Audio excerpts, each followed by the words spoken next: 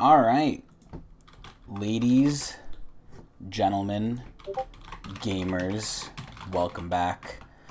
Welcome back on a wonderful, amazing, epic Super Tuesday.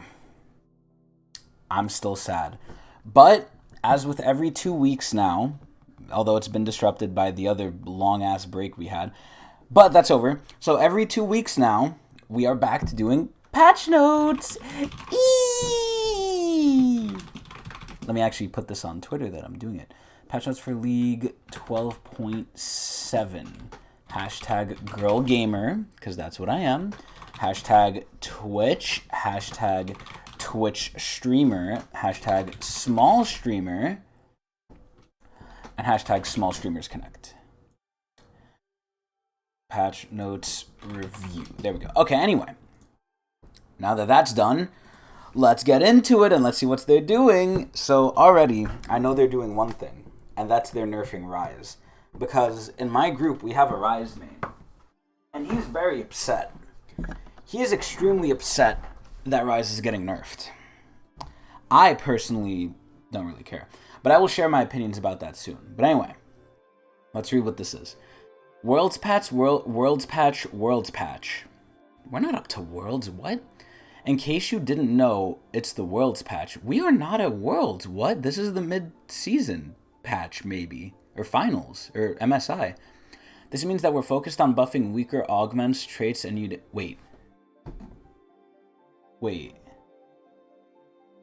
Well, this is TFT!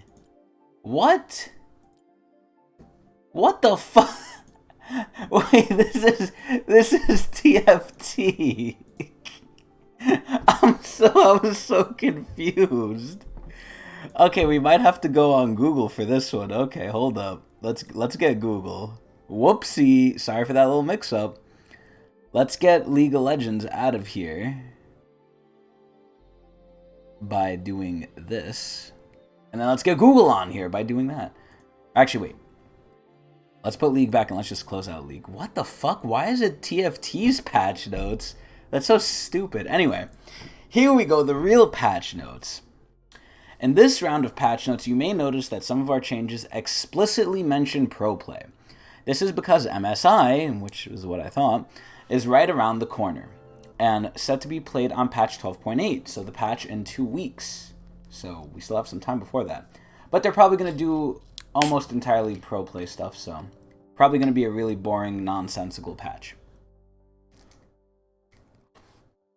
Let's see what they're saying.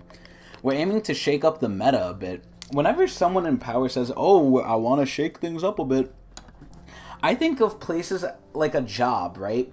That say like, oh, we want to get a little crazy, but not crazy enough to disrupt anything, just crazy enough to say we're doing something out of the normal. But really, they're doing nothing. Let's see.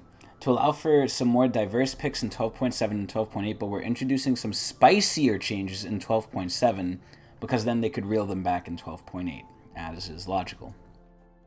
In this edition of patch notes, we're buffing some underpowered champs like Pantheon and Wukong. What the fuck are they saying? Pantheon and Wukong. I would say Wukong probably needs it. I don't know about Pantheon. Pantheon's supposed to like be ass after a little bit. But anyway, we're dropping some nerfs on stronger items like Gale Force, which is not strong. Winter's Approach, which I guess no one builds it, but we'll see.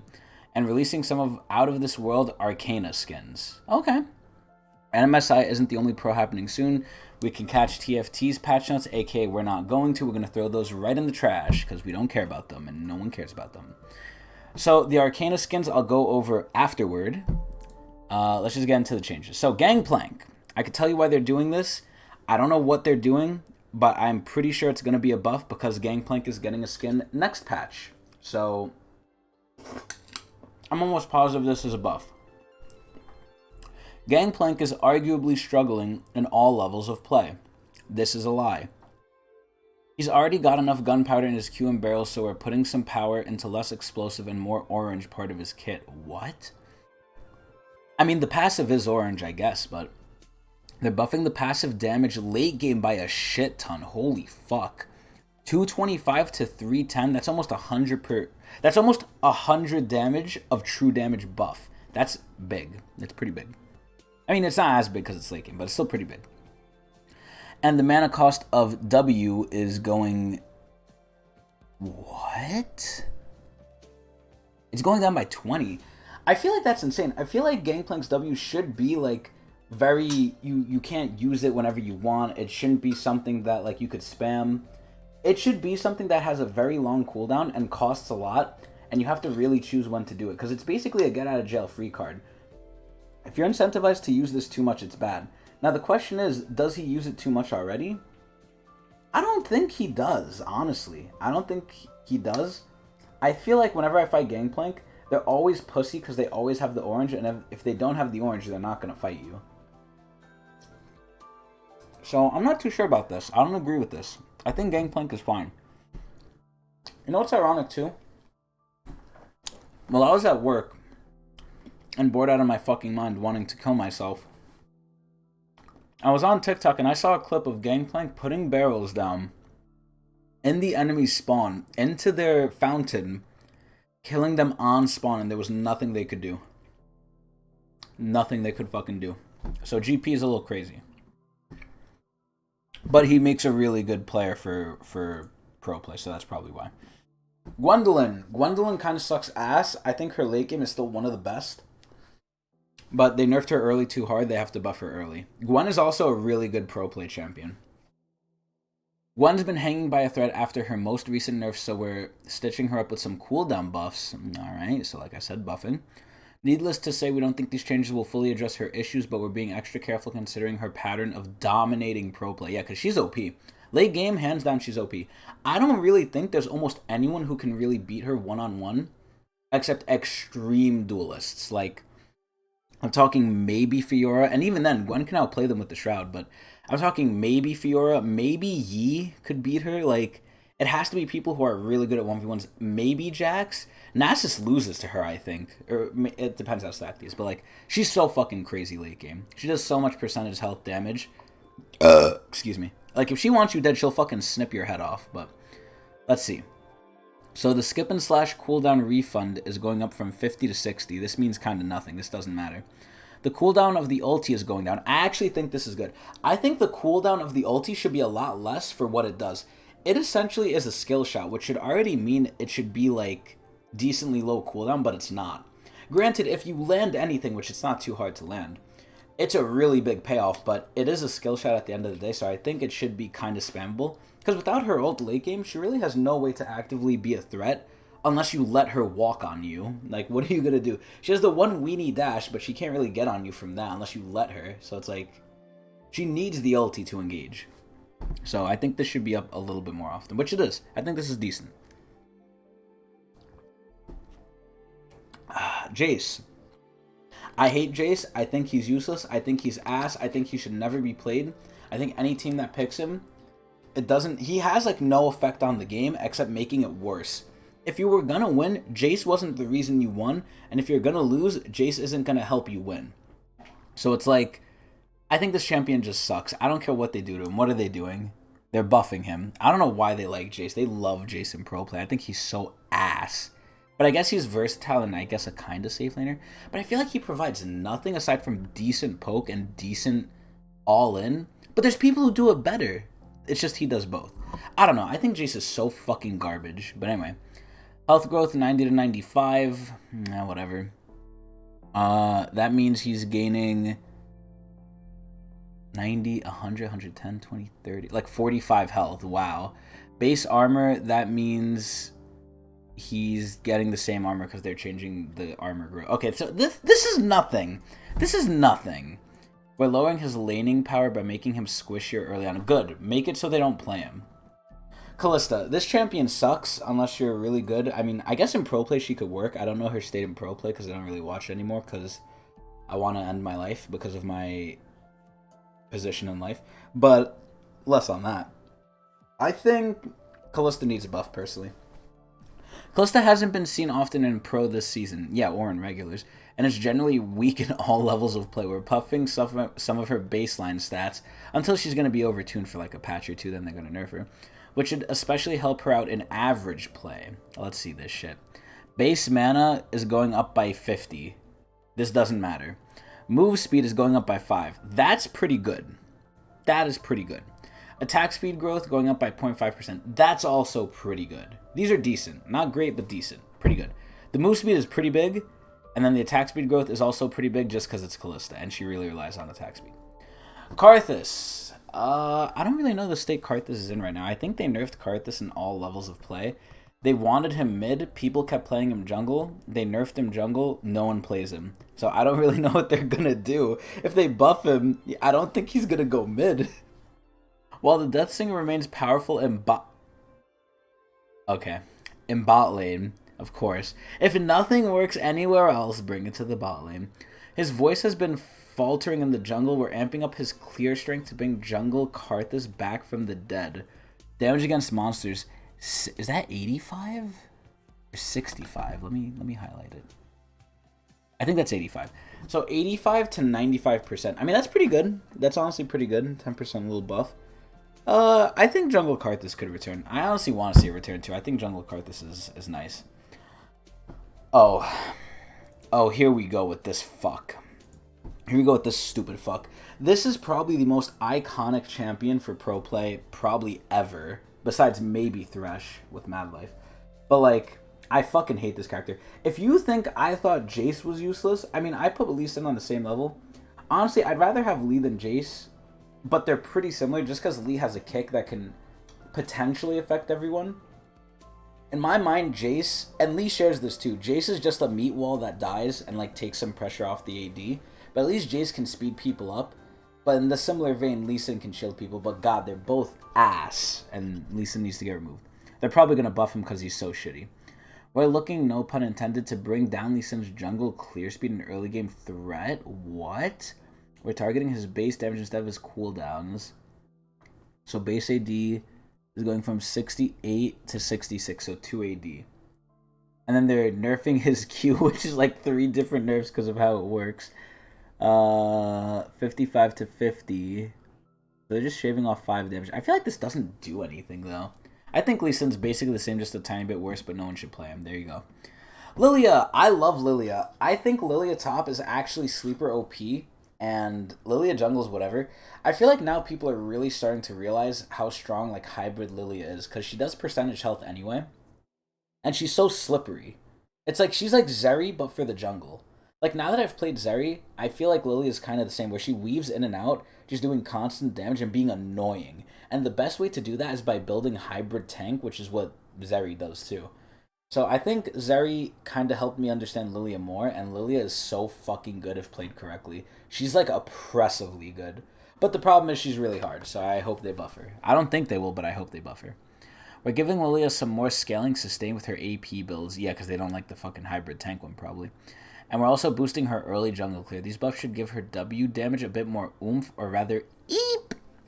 I actually think Lilia's W is like a nuke, man. This thing is crazy. So her passive healing against champions is scaling better, which is good all around. 8%. Pretty good. And then watch out Eep. The damage on the W is going from 70 to 80, and then 150 to 160, but same scaling. So it's just getting 10 base damage. That's honestly whatever. Early, I guess it's a tiny bit better, but it really doesn't matter. Nico! I think Nico is ass, but she's a decent playmaker because she can fool enemies with her whole kit, so I think they're going to buff her because she's ass. Nico's been hidden from pro play despite being a strong tomato in solo queue. I disagree. I think she's ass. Her on-hit build was quite popular. That's disgusting. So we're bringing it back to lure the curious chameleon of hiding. See, this is what I don't understand. I kind of get it, but I want them to outright say it. I think Riot is getting to the point where, at this point, they're reverting things they nerfed, right? Like, they're saying, okay, we took this away, we're giving it back, right? If it was a problem in the first place, why are you giving it back? It's just returning the problem. But the counter argument, which I have, which is this, is sometimes you just need things to change, and then some things could be back in season, and some things have their time to be strong, and you know what makes them strong. So you take it away when you want them to be weak, and you give it back when you want them to be used and strong, which I think for pro play it makes sense, because they want viewers more than anything. The viewers is what, I guess, brings the money, aside from all the skins. But anyway, let's see what they're doing. So they're buffing the on-hit. The W bonus passive damage is going up by a lot for the base. Holy shit. 130 to 170 later. That's a decent amount. You have to consider it's autos too, so it's every third auto, I believe, so you could proc it decently well if you build attack speed. And then passive bonus move speed, 40%, 30 to 40. Pretty good. Honestly, I think this will return on hit Nico. I don't know if it'll return in pro play, because I don't think that shit was ever seen as far as my eyes go, but who knows. Pantheon. So they don't want Pantheon to auto win lane. Basically, that's probably what they're going to say. Base health regen decreased, tap Q increased damage, and with decreased E self-slow no longer applies when moving backwards. Oh. Our crash now lands faster. Wait, what? Pantheon hasn't been living up to his Spartan spirit, so we're sharpening his spirit. He was also in the cinematic, so if people play him and they feel like he's shit, they're going to feel cheated. Excuse me. And Pantheon's supposed to be like an easy fucking beginner player champion. He's destined to win early, like he has to. So we're sharpening his spirit to make him feel more like a paragon of Recore warriors. Skilled Pantheon players should now be able to showcase their strength with more timely ults, more maneuverable shields, and better trading tools. So the base health is going... or base health regen is going down, which is whatever. The tap Q length is thicker, like my dick. The tap Q width... or sorry, longer. The tap Q width is less. So it's longer, but not thicker, like my dick. So the E... you no longer are slowed if you're running backwards. Cool. So you can run away easier. That's actually really annoying. Holy shit. That's actually really fucking annoying. What the fuck? So R, Grand Starfall. Pantheon now crashes down as his destination 0.25 seconds sooner. I mean, it's okay, I guess. I think Pantheon's a little better. Whatever. Okay, Rengar. I don't know what the fuck they did with him, but let's see how it landed. I honestly have no clue. Rengar becomes a serious destroyer of furniture. After his most recent changes, this is new and flexible strength in his kit that we want to preserve, but he's taking down those scratching towers a bit too fast. We're tapping down the damage on that part of his Q. We're also bumping up his damage against monsters, so he can at least have the same clear, but not take the towers. Cool. So, his Q is reduced to towers, and then his W is buffed for some reason. Fix the bug where Gromp did not grant Rengar a stack of ferocity. Okay. So he's basically the same. Ryze. Oh, let's see Ryze. Let's see how they nerf Ryze. Q damage AP ratio increased. Bona manage ratio decreased. Ryze tank builds make him a safer yet potent split pusher by allowing him to attack or to stack health while dealing carry levels of damage. I would disagree. Making him particularly lethal in pro play. The mid-patch 12.5 nerds didn't quite do the job at refining the hyper-carry identity, so we're shifting his mana scaling to incentivize him to build a few more AP items. So the thing that really made Ryze unique was his mana scaling, and now they're saying, like, okay, we're just giving it to you more in base stats because the mana scaling item they get is Fimbulwinter, and that's a tank item, so before stacking health items like Winter's Approach, which will also be receiving nerfs. Okay, so they're giving some back. So it's going from 150 to 150 to 5% more from 3 to 2%. See, the thing is, you get a shit ton of mana. But because they're nerfing Winter's Approach, you might not build it anymore. I mean, you're still probably going to build Seraphs. I think overall this is probably still a buff. Just because he's not going tank, he's probably going to be doing more damage, though. I think this is fine. If not good. So Wukong, I think Wukong is ass ever since the rework. He was great, then they nerfed him to all hell. He's never been the same. Wukong hasn't been seen in pro much despite having a theoretically good matchup into meta staples like Jason Graves. This is what I hate. I hate when Riot thinks they know their own game better than the professionals do. They say, oh, this should be the case, but it's not. Do you know why it isn't? Because you're wrong. Because you're fucking wrong. But they don't want to get their heads out of their asses. We're helping him claim his place in top lane while also reinvigorating jungle, so they're basically putting him everywhere. So the cooldown of the Q is going down. That's actually really scary. The Q is really good. The W is going down in cooldown from 16 to 12 seconds. That's huge. That is actually huge. Shaving 4 seconds off from 16 to 12 is very big. And then Wukong can now dash through terrain using... Oh my god. That is insane. That is huge. That is redonkulous. The fact that he could use W to go over walls now. Holy fuck. He could legit stand near a wall and you might use a movement ability to like go over because you think he can now get over, and he just might be standing still like a dickwad. That is insane. And then the E. The E is going up by 20%, but that's AP, so it doesn't matter. Bonus magic damage against monsters. So this just helps us jungle clear. That's fine. Damn, they actually went insane on Wukong. I think Wukong's going to be crazy. Yasuo. What do I think of Yasuo? I think Yasuo and Yone are just always a meme. So I don't really know. I think they can be good in skilled hands, but that's about it. Despite my match history, Yasuo and Yone have been relatively weak. This guy's a fucking liar. And the sustained nerfs in 12.6 didn't do them any favors. Rather than increasing their damage, we're giving the Wind Brothers more opportunity to flex their skills. For Yasuo, we're increasing his early combat durability. Oh. So 490 to 520. I mean, that's decent. It's like an auto, maybe. And then the R cooldown is going from 80 to 70, 55 to 50, 30 to 30. I never thought the ulti was too high of a cooldown on Yasuo. I thought his ulti was always up. Shaving the 10 and 5 seconds off isn't going to do anything. But the health is a little nice. I don't think it's enough, though. So R, cooldown decrease late for Yone. So Yone is still good, but probably better than Yasuo. But he is getting his cooldown reduced only in the mid-game, because he doesn't need someone else to help him get his ulti. He could just do it. Same as Yasuo. I don't think it's that good, but it's better. It's factually better, but I don't think it's that good. Zeri! Okay, so Zeri has had a major issue. No matter what Riot has done, people have kept going the hybrid tank build, because it's the best fucking build. It actually makes Zeri unique and not pop like a fucking grape.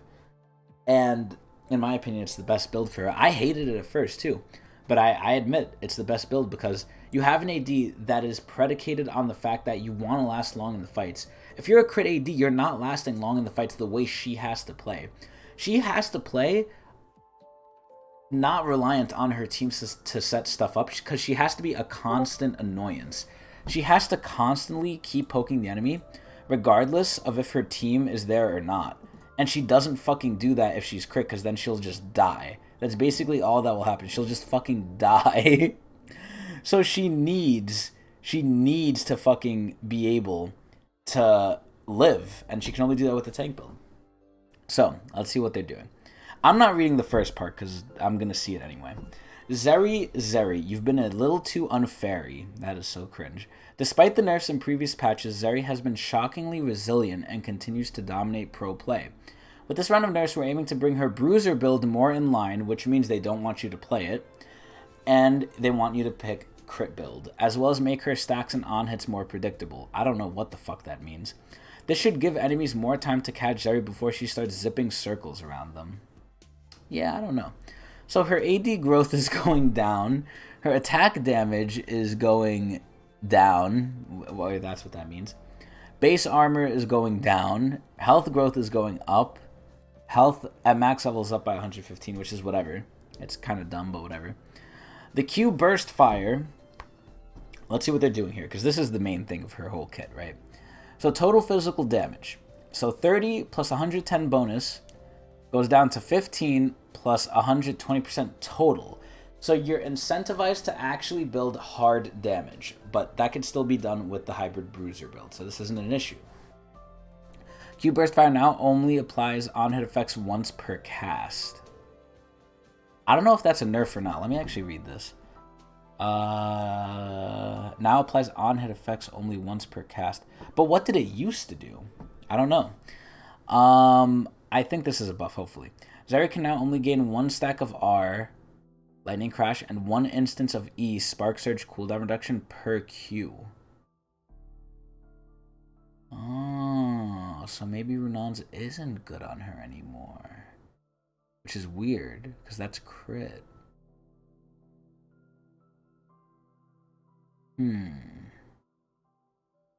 Yeah, so I guess Runon's is worse on her. That's strange. That's so bad. What the fuck? Critical strikes on Q now grants Zeri an additional R Lightning Crash stack and an additional instance of E Spark Surge cooldown reduction. At most 2 procs per cast, one for Q upon hitting a champion, another if it crits a champion. So you'll get at most 2 stacks instead of, what was it, 3? It used to be 3. But you can only get 2 if it crits, and if you don't crit, you get 1. So they made, oh my god, they made Zeri's whole gimmick fucking ass. Wow, I think they're making Zeri unfun. Like, you can't get, I mean, you know, granted, the argument could be, should you have gone that ridiculous? I don't know. But wow, yo, this is fucking, they're nerfing the fun part about it. This is so stupid. So they're doing a WW, they're nerfing it heavy from 40% or 40 base damage to 10, but then it scales kind of harder off of total AD. But this is doing nothing early. The W's doing nothing early, basically. Actually, no, it's still doing stuff because it's total AD. Never mind. I don't know if it's worse, though. It's tough to say. I don't know. I would say it's worse. Spark Surge. The cooldown is high as fuck. From 23, it goes to 28 to 22. Oh my lord. So I actually agree with this. I think Spark Surge is a really safe ability. The problem is, you're almost never going to be incentivized to use it early now to engage unless you know you're going to get the kill. Which I think is fine. I think Zeri should have the weakness of being caught out because she could go over fucking walls. And she could lower the cooldown by autoing. But wow, yo, this is crazy. They're really punishing you. And then the R. The R cooldown is going up. So not only is it harder to stack, and they're making you stack it better with the build no one's gonna fucking go. They're making it take longer. They're making Zeri unfun. Oh my god, this is terrible. Wow. Okay, so Abyssal Mask. What do I think of Abyssal Mask? I think it's ass and no one really uses it. Abyssal Mask has taken backseat to Force of Nature in terms of magic resist. We're buffing Abyssal Mask's passive. So what is the passive? Unmake magic resist reduction. Oh, okay. So it just makes you take less magic damage, which I thought. Oh no, Force of Nature gave you move speed. I actually am surprised no one builds this. That's kind of crazy. I guess move speed is just so much better than being tanky. Why take the damage when you can just run away? Gale Force. This is so fucking stupid. Let's hear this bull crap. Gale Force has been the go-to marksman mythic for a while now and has made hyper carries like Jinx and Aphelios a bit too safe in pro play. My fucking ass. We're increasing Gale Force's active cooldown even further. It's now probably double what it used to be, to give opponents larger windows to punish scaling marksmen before they reach their endgame. It was already a minute and a half, man. I can use the dash every minute and a half? Like, what the fuck? Oh my god, ADs just can't have anything. I hate this shit. This is bad. They're like nerfing it by 20 seconds. It's gonna be so long, man. Oh my god. It's almost 2 minutes of cooldown for an active. I don't even think Zanya's is that long, but they have... How long is Zanya's? Let me see. 90? Zanya's Hourglass. This is pissing me the fuck off. How long? How long? Put you in stasis. 100 to... Okay. Okay. It's not as much. It's not as much as Zanya's. Then it's fine. I think it's fine then. But if it ever gets to Zanya's level, that's so sad. ADs don't have it as good as everyone else, man. Moonstone Renewer. I feel like Moonstone is weird. I feel like you would never go this. I feel like the other mythics are so much better. I feel like you don't even notice what Moonstone does. Like, if you're in a fight, you're not noticing you're healing people. I feel like Shirelia's, you notice it. Even Shroud, or whatever the fuck it's called, the tank one that gives you more damage for CC, you notice that one. Well, you don't notice it, but it's better. It's better than this shit. I don't know. Moonstone has been eclipsing other enchanter support options. I don't think it is. It offers a little too much sustain with relatively little risk. No, if you're going it, you should be an enchanter, and then you should be able to get killed because you're going for poke. It might be broken on certain individuals, but I don't really know how you fix that.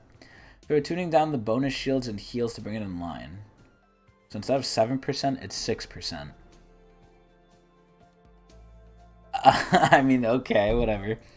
So instead of 35, it's 30. Oh, big whoop. It's still pretty good.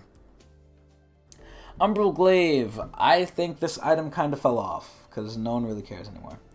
The problem, or not the problem, the good thing about it was so cheap. It was so cheap, you might as well get it because it was so good early. Because early is when you gank around and try and invade and do stuff. But I think they nerfed the cost at some point, and then why would you buy it, right? It was supposed to be the cheap item. Umbral Glaive hasn't been living up to its fantasy of blacking out opponents' maps or implementing some buffs. Okay, what are they doing? They're lowering the price, which already probably makes it good. Combined cost lowered, and then blackout cooldown 35 seconds. It's pretty good. Excuse me. I think it being up more often is pretty good. Overall, nice. Winter's approach, aka the Ryze item. Winter may be over for those of us in the northern hemisphere. That's me! But Winter's approach is still the premier choice for mana tanks and a few mages. Ryze. Despite being a scaling item, we're increasing its cost to make it less appealing as a first purchase, which is fucking stupid. So 2006, 2007, that kind of sucks. Combined cost up by 100, that kind of sucks. And the health is going down, so they're making it more expensive and it's worse. Oh my god. Ugh. I mean, I don't know. I still think Ryze could buy it, though. I don't think this really fixes it. It's going to be taking a little longer, but you're Ryze. You're playing the scale. Time Warp Tonic. I fucking don't even know what this thing does. I think this thing is just... I hate the whole tree. I hate the whole blue tree. The light blue tree is so ass to me. I hate that shit. It's like, oh, we let you bend around the rules and do shit you're not supposed to. Yeah, fuck you.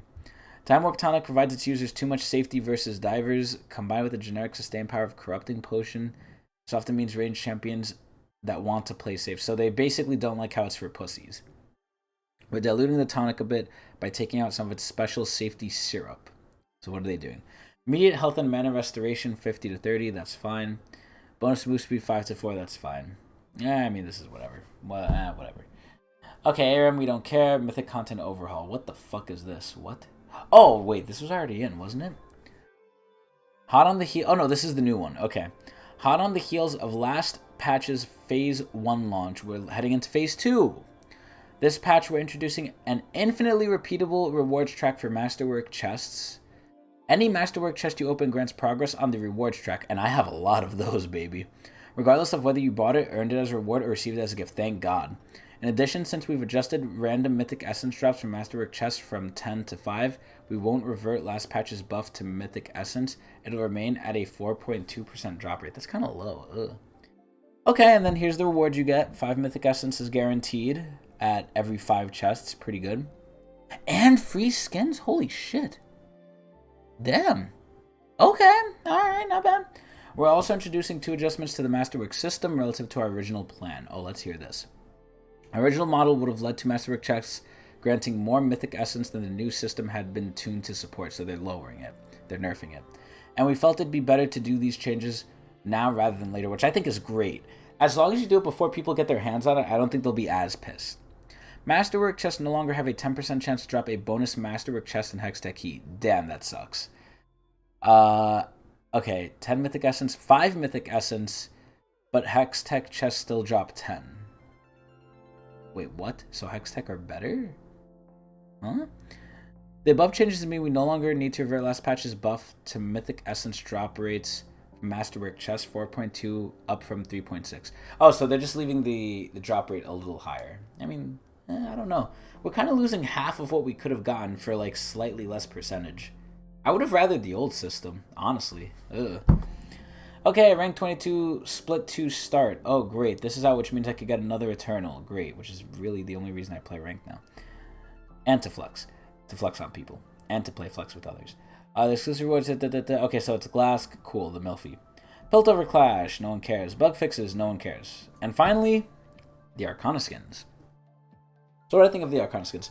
I personally don't really like them. I don't know. I thought Arcana was cool at first, but I don't know who the fuck likes cards. Like, unless you jack off to TF like naked kissing graves, I don't know who the fuck this is made for. Like, wow, tarot cards. I mean, the effects and everything are good. I don't think they're ever going to be really bad for skins that come out now, but just the theme and everything, it's a good theme. Like, I can understand why some people like it. I just don't think it's too many, and it's definitely not me.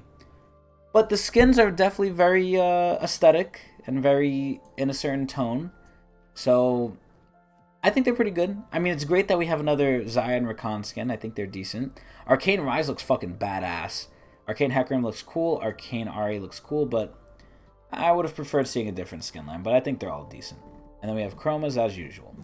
So overall, I would say with everything they did, with how stupid they're being, if they just admit what they're doing, like, yeah, we know some things are like, we're bringing back, even though we said they're problematic, they're not really problematic. They just make the champion OP and we want them to be OP at certain points. If they say that, I'll be fine with the changes. But overall, with what they do of just bringing things back, after saying like, yeah, we can't have this in, but then like, oh, we're bringing it back in. It's so stupid. And then doing what they did to Zeri. I'm gonna have to give this one like a fucking... I feel like most of the changes sucked. I don't know. I'm giving it like a 5. I'm giving it a 5 out of 10 Mark Mells, man. This should upset me. Anyway, 5 out of 10 Mark Merrills. I hope you guys enjoyed. I am out of here. I'm probably going to get back on immediately and play League of Legends, but it doesn't matter because I'm not, well, I'm live, but no one's watching me, so if you see this on YouTube, I hope you enjoyed. I love you. I appreciate you.